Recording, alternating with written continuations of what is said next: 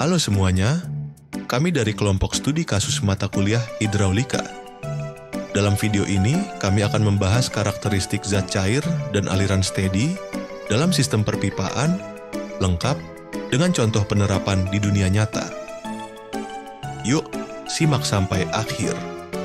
Karena materi ini sangat penting untuk memahami bagaimana fluida mengalir secara efisien dalam berbagai sistem teknik.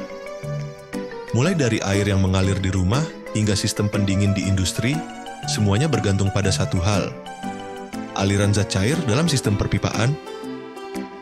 Sebelum kita membahas aliran, kita perlu mengenal dulu karakteristik utama dari zat cair. Yang pertama adalah densitas atau massa jenis. Densitas menentukan seberapa berat suatu zat cair per satuan volume. Dalam sistem perpipaan, densitas memengaruhi tekanan dan energi aliran. Lalu ada tegangan permukaan. Ini adalah gaya yang membuat permukaan zat cair seperti membran elastis. Tegangan permukaan berpengaruh terutama dalam pipa-pipa kecil atau mikrofluidik. Terakhir, kompresibilitas, yaitu seberapa mudah zat cair berubah volume saat diberi tekanan. Air dan sebagian besar cairan teknik dianggap hampir tidak bisa dikompresi alias incompressible. Semua karakteristik ini saling memengaruhi cara fluida bergerak dalam pipa, baik dari kecepatan, tekanan, maupun jenis alirannya. Sekarang, kita masuk ke pembahasan tentang aliran steady. Aliran steady adalah aliran zat cair yang kecepatannya di setiap titik tidak berubah terhadap waktu.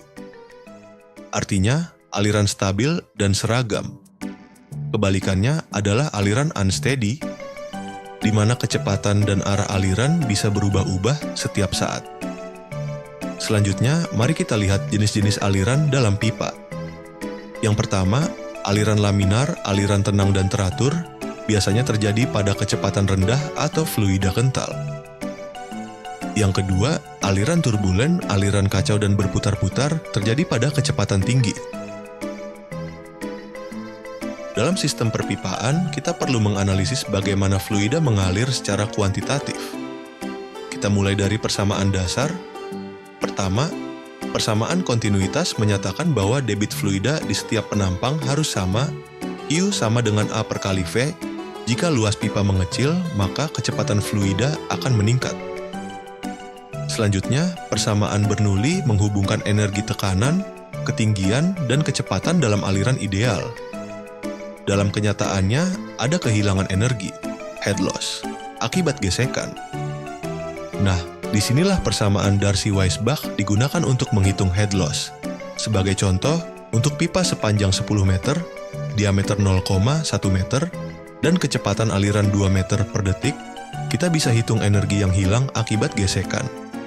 Salah satu contoh nyata adalah sistem distribusi air bersih di perumahan atau sistem pendingin HVAC di gedung-gedung. Tantangannya meliputi penurunan tekanan, kehilangan energi, dan distribusi tidak merata. Solusinya bisa berupa penempatan pompa booster, pengaturan diameter pipa, dan penggunaan software simulasi seperti EPANET atau ANSYS Fluent untuk desain yang efisien. Dari studi ini, kita belajar bahwa karakteristik zat cair dan jenis aliran sangat memengaruhi performa sistem perpipaan.